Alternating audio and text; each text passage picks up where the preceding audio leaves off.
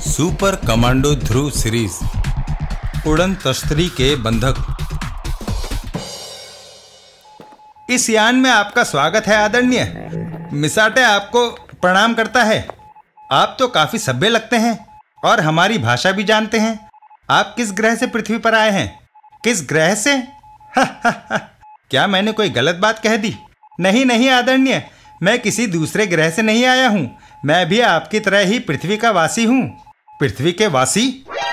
हाँ, फर्क सिर्फ इतना है कि हम आपके समय के अनुसार सन 25,000 के हैं। हम भविष्य से आए हैं।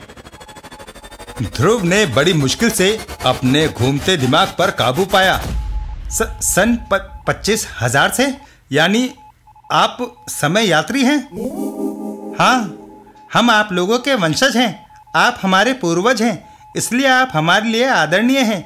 आश्चर्य की बात है, वरना अब तक तो हम यही समझते थे कि उड़न तश्तियाँ किसी दूसरे ग्रह से आती हैं। उड़न तश्तियाँ? हाँ, आपके यानों के गोल होने की वजह से हम लोग उड़न तश्ती कहते हैं। खैर, मैं इतिहास का विद्यार्थी तो हूँ नहीं, इसलिए आपके युग के बारे में मेरी जानकारी काम चलाऊ ही है।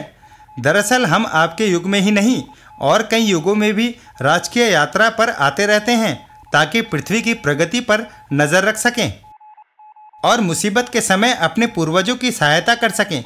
लेकिन कम से कम आपके युग में इसकी ज़रूरत नहीं पड़ी है। वैसे भी अपने नियमों के अनुसार हम किसी भी पूर्वज से संपर्क स्थापित नहीं कर सकते हैं। लेकिन मुझे तो आपने खुद ही बुलाया है। हाँ, आज मैं ऐसा करने पर विवश हो गया। इस दुर्घटना से मेरे यान के ऑटोमेटिक कंट्रोल नष्ट हो गए हैं और मेरे दाहिने हाथ की हड्डी भी टूट गई है। अब मेरे लिए इस यान को चला पाना असंभव है। इसलिए इस यान को वापस चलाकर भविष्य में जाने के लिए मुझे किसी मदद की ज़रूरत है। लेकिन आपकी इस दुर्घटना का हमारे हवाई जहाज़ के गायब हो जाने से क्या संबंध है? बहुत गहरा संबंध है।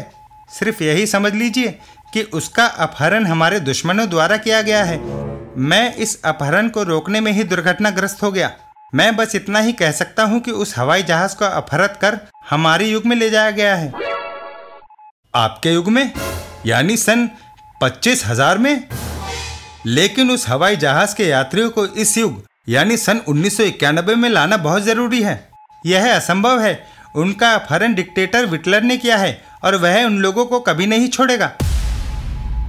यान में कुछ देर के लिए शांति छाई रही। ध्रुव शायद एक खतरनाक निर्णय लेने जा रहा था।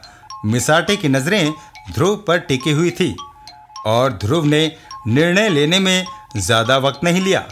आपको अपने युग में जाने के लिए मदद की ज़रूरत है ना? चलिए, मैं तैयार हूँ। सच? धन्यवाद।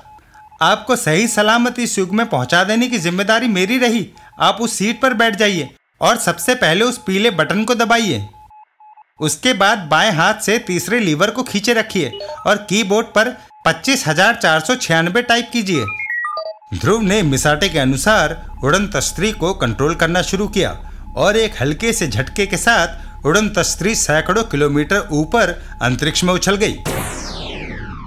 अब आप कुछ देर के लिए सारे कंट्रोल छोड़ सकते हैं। अब हमारा यान ठीक रास्ते पर है।